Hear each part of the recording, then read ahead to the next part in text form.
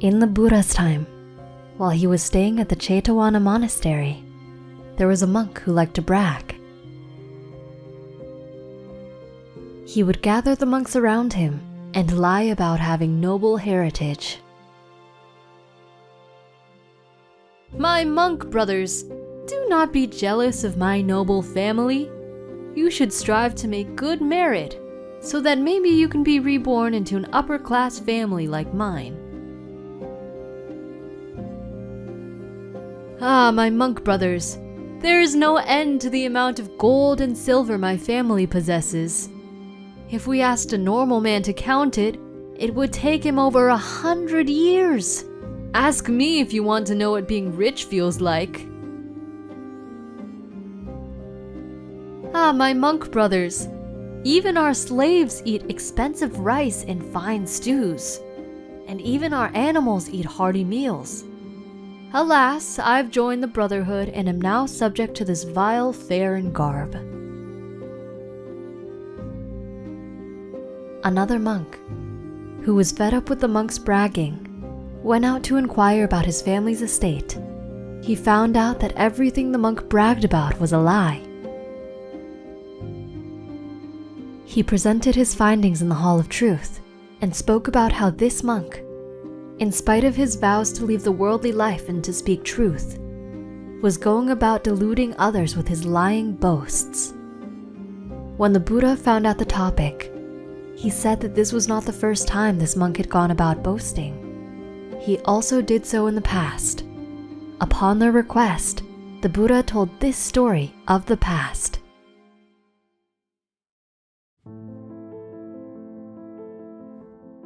A long time ago, while Brahmadatta was reigning in Benares, the Bodhisattva was reborn as a Brahmin in a northern town.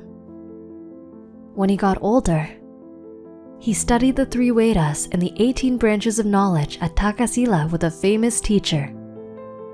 After completing his education, he came to the country of Andhra in search of life experience.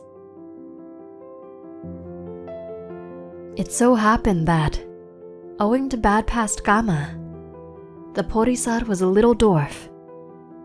He thought to himself, "If I go before any king, he will surely assume I have no valuable abilities and overlook me." And so, he came up with a plan. The Bodhisattva went to the weaver's quarters and found a large muscular man and asked his name.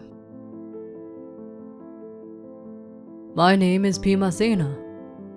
"You are a large, strong man. What makes you work at such a lowly trade?" "I can't earn a living any other way. I've no practical skills that can earn a living other than manual labor." "Today is your lucky day, for I have a proposition for you that will take you away from this laborious and unrewarding life and give you a prosperous life. For you see, when it comes to the bow, I'm unrivaled in all the land. However, people cannot overlook my stature, and I'm dismissed before I can show my skills. I propose that you work as my front, and I as your shadow. You will be the one to boast and vaunt your skills with the bow, and I will be the one to perform all the duties laid at your feet. If we do this right, we will both thrive and prosper. However, you must always do as I tell you." "I'm ready for a new life. I will do as you propose." And so, the dwarf took the weaver to Benares and requested an audience with the king. He ordered Bhimasena to do exactly as he instructed. When in front of the king, the dwarf stood in Bhimasena's shadow.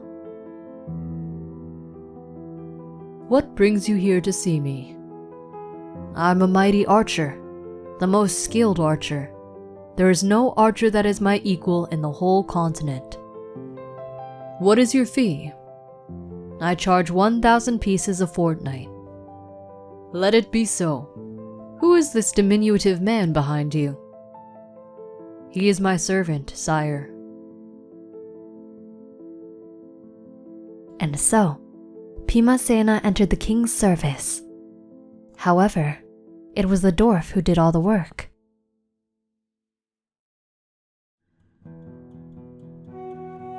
In those days, there was a fierce tiger in Gasi, which blocked a popular road and had killed many victims.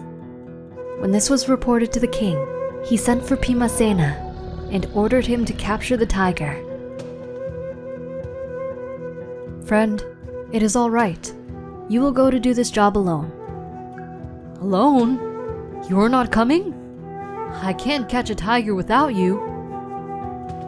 I will tell you the plan, and you will be successful. And so, Bhimasena listened to the plan and went after the tiger. First, he rounded up a strong band of country folk that had been disturbed by the tiger. He told them to bring 1,000 or 2,000 bows. Bhimasena went ahead, and when he saw the tiger, he jumped into the thicket and lay down flat on his face. The country folk emerged and beat the tiger to death. After its death, Bhimasena bit off a vine with his teeth and walked up to the dead tiger, with the vine trailing in his hand. He said, "Who has killed this tiger? I was going to catch it for the king. I must know who killed it, so I can report who disobeyed the king's orders." The country folk became very frightened and begged him not to report them to the king. They begged him to take sole credit for killing the tiger. They all promised to swear that he did it all alone. Bhimasena then came back to the king with a large following of country folk and told the king, "Sir, I've killed the great tiger. The forest is safe for travelers now." The king was pleased and gave him a great many gifts. Later on, another road became infested with wild buffalo, and the king sent Bhimasena to kill them. Bhimasena consulted the dwarf, who gave him instructions to kill the buffaloes the same way he killed the tiger. This led to Bhimasena gaining more praise and rewards from the king. Over time, Bhimasena became intoxicated by his new status, fame, honors, and recognition. He started to look at the dwarf with contempt and scorned his advice.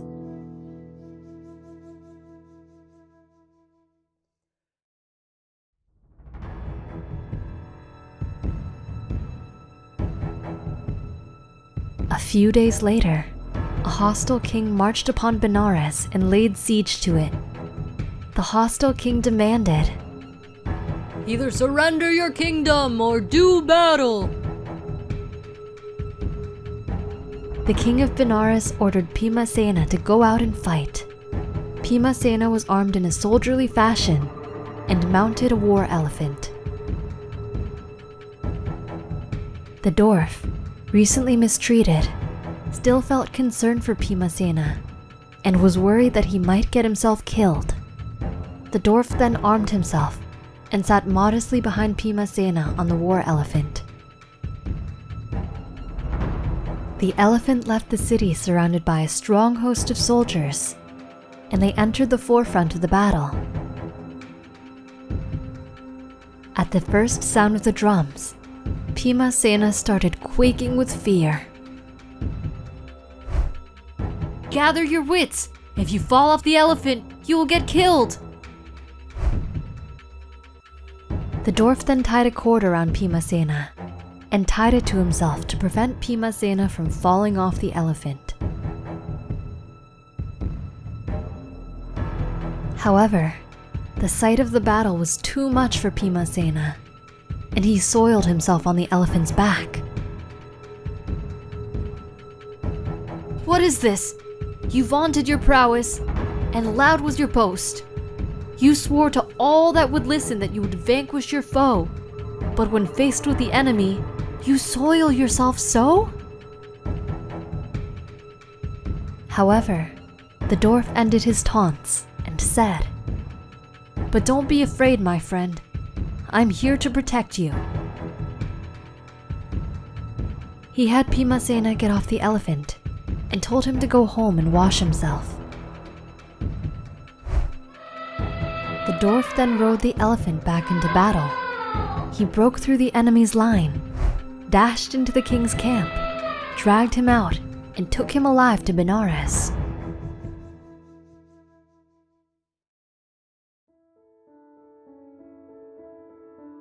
When the king of Benares saw this, he was overjoyed and showered the dwarf with praise and honors. From that day forth, the dwarf was known as the Sage Little Bowman. The dwarf gave Bhimasena some money and sent him back to his own home. The Sage Little Bowman excelled in giving charity and did good works for the rest of his life, after which he was reborn according to his Kama. The Buddha then concluded the Jataka by saying, "This is not the first time that this monk has been a braggart. He was just the same in the past."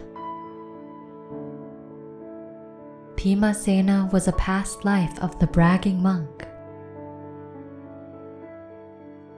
As for the Sage Little Bowman, he was none other than I.